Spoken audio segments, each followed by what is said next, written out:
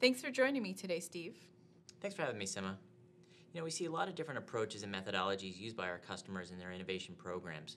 What we try to do at Kindling is take a very easy and intuitive approach. So we thought we'd talk a little bit about what we've seen has worked for our customers in developing a sustainable innovation program. Thanks, Steve. Our approach consists of 4 phases: discover, discuss, evaluate, and decide. These are part of a cycle of innovation, and we found that if done continuously, they could be the foundation for a sustainable innovation program. In the first phase, discover, you uncover the insights of your community by first defining the context for idea submission. So as a company, thinking about what are your goals? What are you trying to accomplish? What outcomes are you looking to achieve? This is an exploratory process that a lot of customers go through to improve their business. In the discover phase, the stakeholders, along with the management team, define those goals and then use Kindling categories and campaigns to share those goals with the community and to invite others to participate. Innovation can happen in a number of different ways. Organically, you can leverage the feedback of your employees, your partners, even your customers. And through engaging them and gathering those experiences and expertise, what they're able to do is point you to opportunities, trends, challenges that you may not have even been aware of. Alternatively, strategic management can direct those attentions. They're probably going to want to focus where that collaboration happens around which are the areas of the business that make the most sense that are aligned with their strategic goals. And whether management has defined those goals or you've come at them organically through your community, this is the point at which you move into the next phase of innovation, the discuss phase.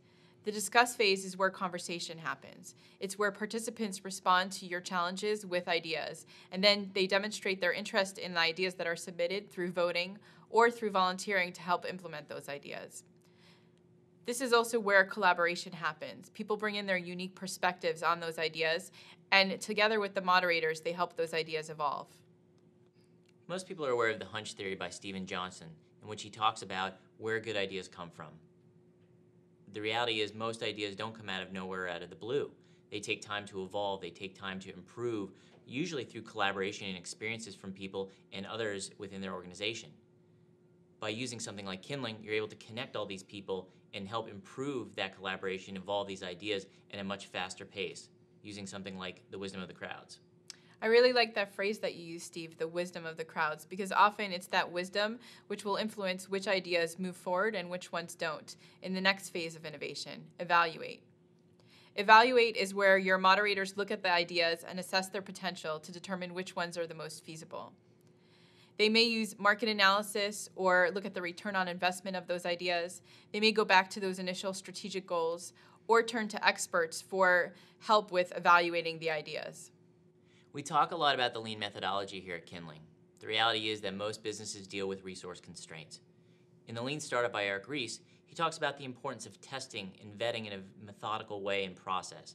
And by developing a process like this, you're able to identify which ideas make the most sense, which are those good ones that you should progress on versus the ones that maybe aren't the right ones for you at this time. I think what you're getting at, Steve, is that not every idea can be approved.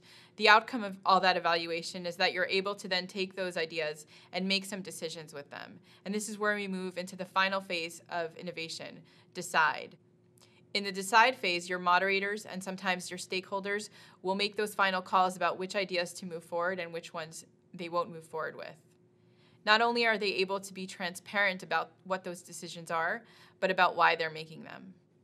One could argue this is the most significant piece in a sustainable innovation process. There's a quote I like: "Innovation comes from people who care. Employees that are engaged are always looking to do better." By making decisions, you're doing something very powerful. You're reinforcing that you're taking action, you're actually doing something with the feedback, with the ideas that you've gathered. And by being transparent in that decision-making process, you're engendering trust. What this is doing is it's promoting innovation and employee feedback as part of the organization's culture. And when you make those decisions, you're poised to restart the next discover, discuss, evaluate, decide process. You've created that trust, and you've built the momentum to power you through the next innovation cycle. Thanks for listening. Thanks.